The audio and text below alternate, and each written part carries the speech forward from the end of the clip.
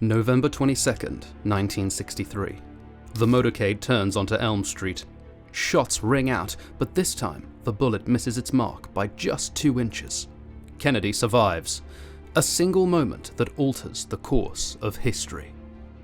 What if that fateful day had ended differently? Vietnam, civil rights, the Cold War, all would have followed paths we can barely imagine. What kind of America might have emerged if Kennedy had completed his second term? In this video, we'll explore this alternate timeline where JFK survived to complete his presidency. Historical evidence points to a world fundamentally transformed, a reality where key events unfolded in ways we would hardly recognize today. The bullet that changed history. In another universe, just inches away from our own timeline, a fluttering flag or a slight turn of Kennedy's head changed everything. The bullet that would have killed our 35th president instead caused a serious but survivable injury. As Secret Service agents scrambled over the presidential limousine, the words echoed through Dealey Plaza. "The president is wounded, but alive. Give him to Parkland, now!" Imagine the scene at Parkland Memorial Hospital that day. A frantic medical team working against time. Emergency personnel rushed Kennedy through the doors on a gurney, his injuries grave, but not immediately fatal. The doctors at Parkland focused on controlling bleeding and stabilizing vital signs, their expertise in trauma medicine put to the ultimate test. The nation collectively held its breath. Walter Cronkite delivered hourly updates on the president's condition, his professional composure tested by the gravity of the moment. First Lady Jackie Kennedy maintained her vigil outside the operating room, her blood-stained pink suit a stark reminder of how close the nation had come to tragedy. Kennedy's medical journey would be arduous. Emergency procedures followed by reconstructive operations, with recovery stretching into months. The president would spend significant time at Bethesda Naval Hospital, gradually regaining strength while Americans processed what had happened. As the nation kept vigil in waiting rooms across America, the corridors of power were already shifting. Law enforcement captured Lee Harvey Oswald under dramatically different circumstances. Without the charge of presidential assassination, the investigation unfolded with greater thoroughness. Oswald's interrogation occurred under intense scrutiny, and a criminal trial might have exposed his motives and possible connections to unprecedented depth. Politically, there would be no immediate transfer of power. Kennedy remained president, though temporarily incapacitated, triggering discussions about presidential succession years before the 25th Amendment was ratified in our timeline. Upon his eventual return to Washington, Kennedy would find a transformed political landscape. A wounded president, now a symbol of resilience, would command extraordinary public sympathy, altering the dynamics of his legislative agenda and strengthening his position in the 1964 election. This brush with death might have transformed Kennedy himself. Would the experience have made him more cautious, particularly regarding international conflicts, or might it have emboldened him with a renewed sense of purpose? Critical decisions awaited him. The deteriorating situation in Vietnam, civil rights legislation in congressional limbo, and tenuous relations with the Soviet Union. Each issue would unfold differently under Kennedy's continued leadership, creating ripple effects throughout the 1960s and beyond. Vietnam, the war that might not have been. The fork in history's road came down to one critical difference. Johnson needed to prove his foreign policy credentials, while Kennedy had already faced down nuclear annihilation. When South Vietnam teetered on collapse in 1965, Johnson sent in the Marines. But Kennedy might have made a choice that would have completely rewritten the story of America's most controversial war. The documents sitting on Kennedy's desk in October 1963 told a story few Americans understood at the time. National Security Action Memorandum 263 authorized the withdrawal of 1,000 military personnel from Vietnam by year's end. This calculated message to South Vietnamese leader Ngo Dinh Diem expressed US displeasure with his governance. The withdrawal could have been reversed if conditions changed, and they were about to change dramatically. Just weeks before Dallas, Kennedy had tacitly supported a coup against Diem, creating political chaos in South Vietnam. American fingerprints on that coup created a responsibility that would have complicated his decision-making. The post-Diem instability presented Kennedy with a choice: stabilize the situation, or watch South Vietnam potentially collapse. Kennedy's earlier experiences had transformed his approach to military advice. After the Bay of Pigs disaster and the Cuban Missile Crisis, where generals pushed for airstrikes that might have triggered nuclear war, Kennedy developed what historian Friedrich Loggeval calls a healthy skepticism towards military leadership. When his Joint Chiefs unanimously recommended bombing missile sites in Cuba, Kennedy instead chose a naval blockade, demonstrating his willingness to reject hawkish advice. In an interview with Walter Cronkite just months before Dallas, Kennedy revealed, "In the final analysis, it is their war. They are the ones who have to win it or lose it." Though he disagreed with those advocating immediate withdrawal, these statements revealed a president carefully weighing options. Johnson approached Vietnam differently. Insecure about foreign affairs, LBJ deferred to military advisors pushing for escalation. "I am not going to lose Vietnam," Johnson told Ambassador Harry Cabot Lodge. "I am not going to be the president who saw Southeast Asia go the way China went." The 1964 election would have influenced Kennedy's Vietnam decisions. With Barry Goldwater likely as his opponent, Kennedy might have taken hawkish positions to neutralize Republican attacks, as he did in previous campaigns. However, after securing re-election, he would have faced the critical decision point of 1965 when South Vietnam appeared ready to collapse. Defense Secretary Robert McNamara later claimed Kennedy planned to withdraw after re-election. While these statements deserve scrutiny, they align with Kennedy's growing disillusionment with military solutions to political problems. Kennedy's Vietnam decision would have shaped America's entire Cold War posture. A limited containment strategy rather than a full-scale war might have preserved American resources for other global challenges and prevented the severe social divisions that the war created at home. Civil rights and the Great Society reimagined.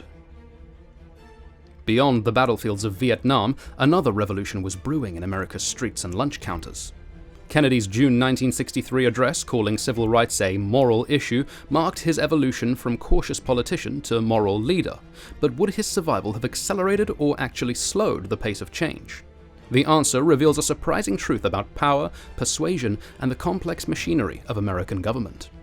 Kennedy's transformation on civil rights crystallized after Birmingham, where Americans witnessed police unleashing dogs and fire hoses on peaceful protesters, including children. As one marcher later recalled, "We faced the fury of those hoses, feeling our skin burn, knowing the world was watching."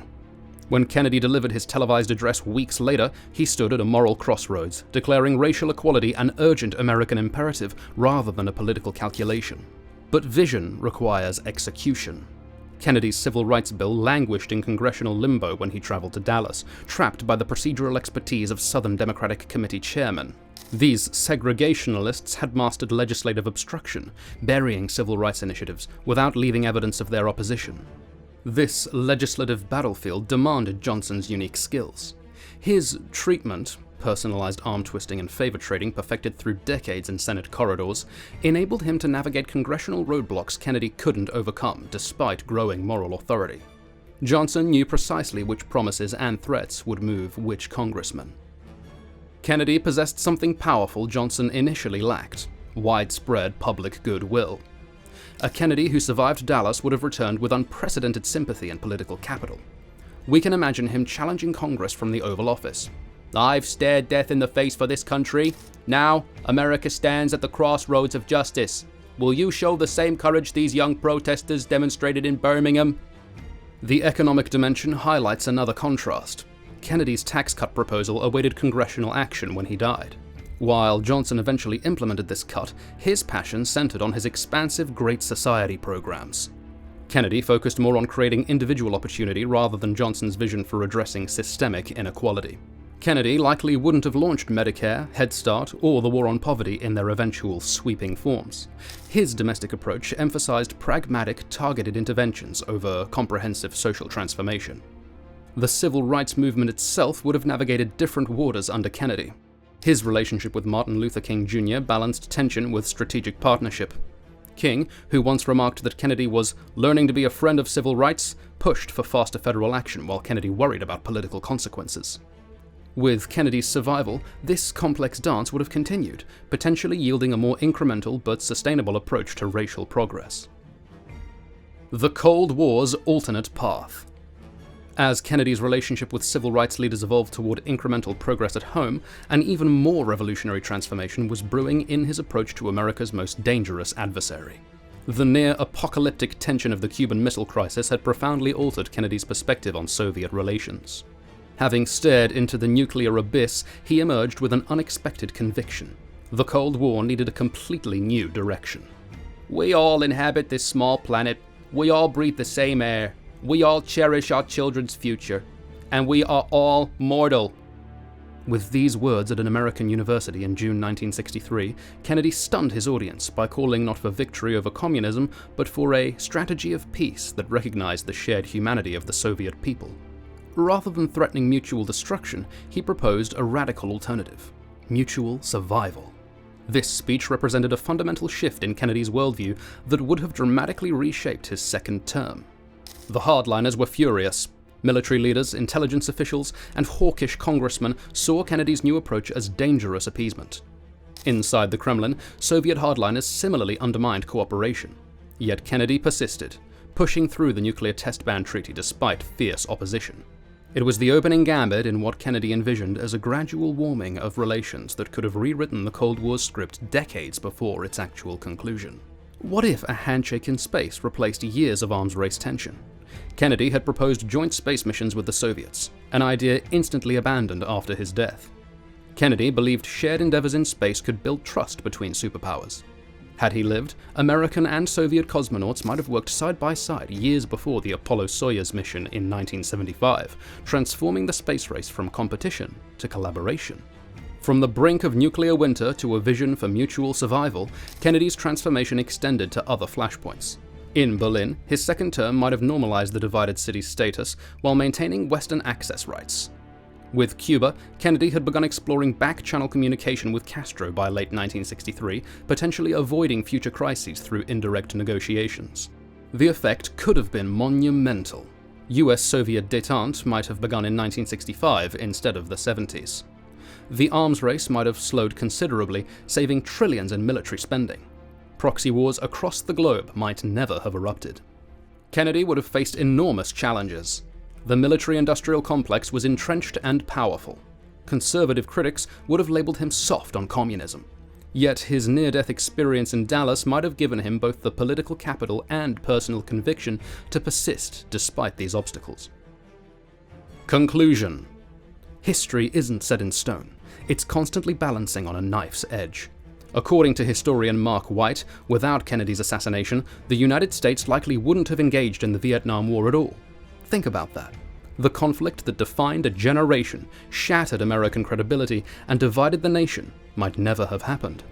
Leadership reshapes destiny.